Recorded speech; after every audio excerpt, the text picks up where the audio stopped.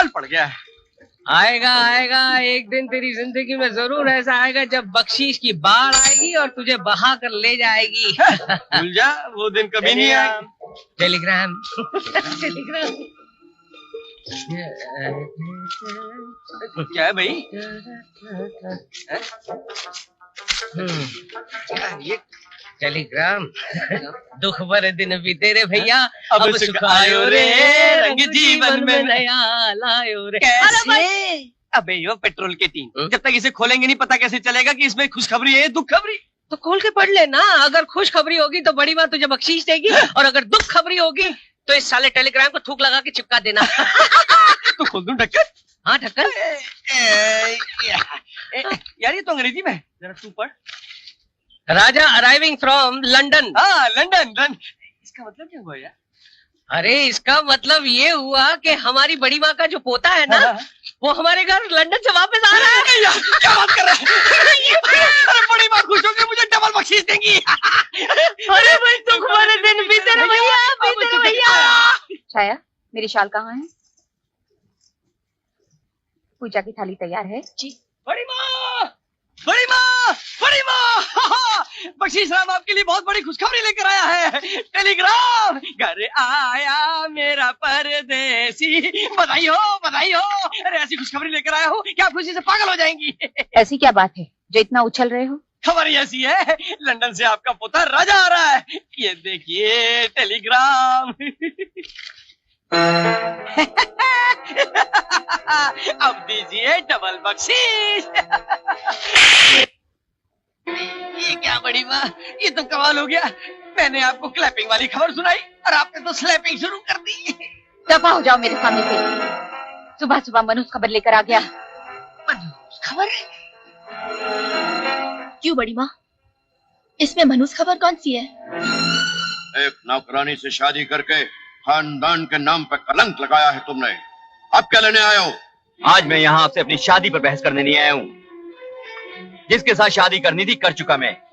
आज सिर्फ आपको ये बताने आया हूँ कि अब मैं हमेशा हमेशा के लिए लंदन जा रहा हूँ। कल को आप ये ना कहें कि पोते का मुंह दिखाए बिना ही परदेश चला गया। आप चाहें तो अपने पोते को एक नजर देख सकते हैं, क्योंकि इसकी रगों में भी आप ही का खून है। गंदा खून है। हमारे खून की कुछ बूंदें गल गई थी, सड़ गई थी, कीड़े पड़ गए थे उनमें, जिनकी बदौलत ये पैदावार हुई। लेकिन हमने उन बूंदों को निकाल कर बाहर फेंक दिया है। अब तुम लंदन जाओ या जहन्नुम में जाओ, लेकिन अपनी मनहूस सूरत हमें नहीं दिखाना। कैसी अशुभ बातें कर रहे हैं आप? खून भी कभी खून से अलग हुआ है? ये हमारा इकलौता बेटा है। गुस्सा छोड़िए और गले से लगा लीजिए इन्हें। गले से लगा लूं इसे, जिसने मेरे और मेरे खानदान के नाम पर कलंक लगाया है?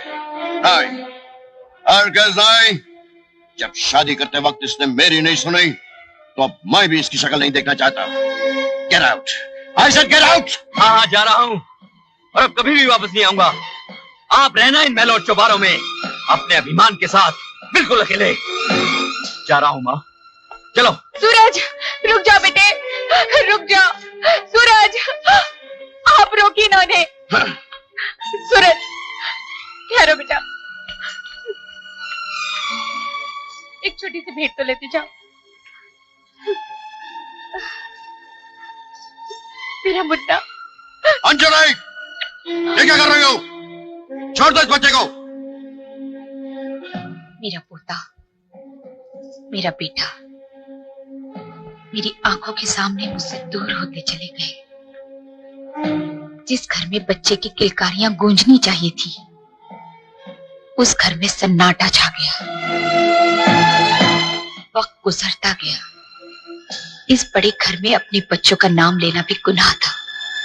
फिर एक दिन अचानक क्या हुआ? मैं डॉक्टर को फोन करती हूँ। अंजलि, अब डॉक्टर को बुलाने की जरूरत नहीं है। अंजलि, मेरे जीवन का अंत आ गया है। अंजलि नहीं, मैं सूरज को फोन करती हूँ। नहीं, सूरज को नहीं बुलाना। सूरज मेरी चिता को दाग नहीं देगा। अंजलि, एक बात और याद रखना, मेरे मरने के बाद भी सूरज, उसकी पत्नी, उसका बच्चा मेरे घर की दहलीज नहीं लांघेंगे। अपने ही बेटे से मैं कैसे कह सकती हूँ कि वो अपने ही घर में कदम ना रखे। इस पवित्र अग्नि के गिर्द फेर लेकर तू और मैं एक हुए थे। मैं तुझे उसी अग्नि का वास्ता देकर तुझसे कुछ मांगता हूँ।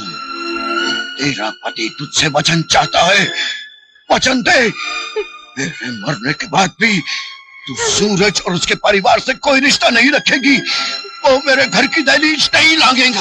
मैं वचन देती हूँ मेरे जीते जी, अब कभी उनको इस घर के अंदर आने नहीं दूंगी।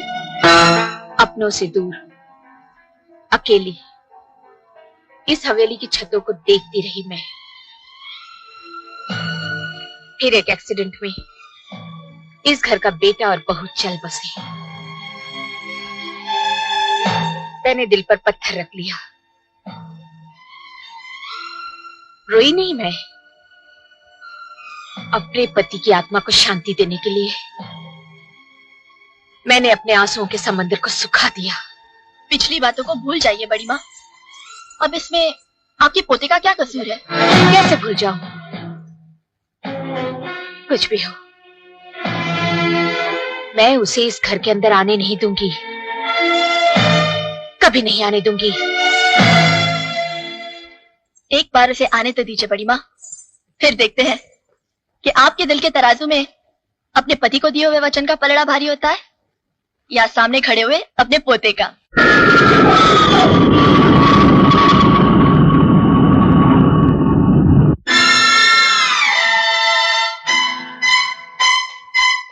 राजा साहब, लंदन से दिल्ली और दिल्ली से चंडीगढ़ का साथ देने के बाद अब छोड़ के जा रहे हो? देखो शाम होने वाली है, यहाँ से शिमला का रास्ता बड़ा लंबा है और रास्ते में रात हो जाएगी। मेरी बात मानो तो मेरे साथ यहीं आज चंडीगढ़ में रह जाओ, रात को जश्न वजन बनाएंगे। फिर कभी दोस्त, हिंदुस्तान की जमीन पर आकर अपनी दादी माँ से एक पल भी दूर नहीं रह सकता। बेचैन हूं उनसे मिलने के लिए। तुम्हारी मंजिल तो आगे दोस्त, मेरा सफर तो अपनी दादी माँ के कदमों में जाकर खत्म हुआ।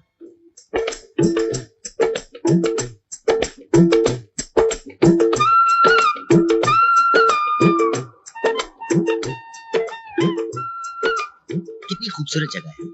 आप जाना कहाँ है आपको? घर का पता तो मालूम नहीं यार, किसी से पूछना पड़ेगा। अच्छा, वो देखो वहां गाड़ी रोको।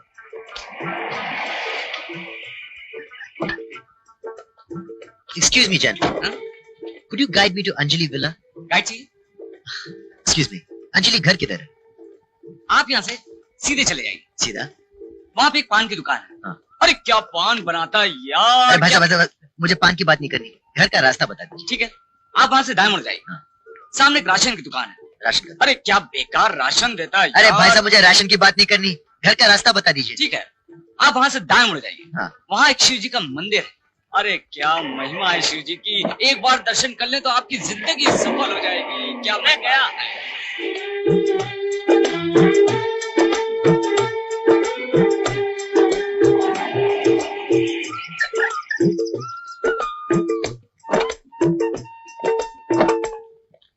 हम है राही प्यार के। एक्सक्यूज मी, अंजलि घर यही है?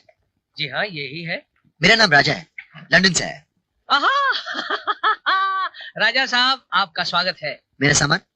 हाँ है ना, हमारे पास एक ऐसा आदमी है जो यही काम करता है। बख्शीश! क्या है? क्या बात है? साहब का सामान उठाओ और अंदर पहुंचा दो। साहब, इस बेचारे को थोड़ी सी बख्शीश जरूर दे देना। दुख भरे दिन पीते रे भैया, अब आयो रे। आप भी समझेंगे। आप कहाँ से आ रहे हैं साहब? लंदन। राजा बाबू! हाँ। नहीं, आप अपना सामान खुद लेकर जाओ, मैं नहीं लेकर जाऊंगा। क्यों, क्या हो गया? अरे मैंने जब आपके आने की खबर दी थी तब इतनी जोर से झापड़ पड़ गया था। झापड़ पड़ गया था? हाँ, और अब जब आपको खुद लेकर जाऊंगा तब मेरी क्या हालत होगी? मुझे नहीं चाहिए आपकी बख्शी, खुद ले जाओ अपना सामान। अरे लेकिन तो हमारे तेरे बेटे हैं भैया। झापड़ पड़ गया?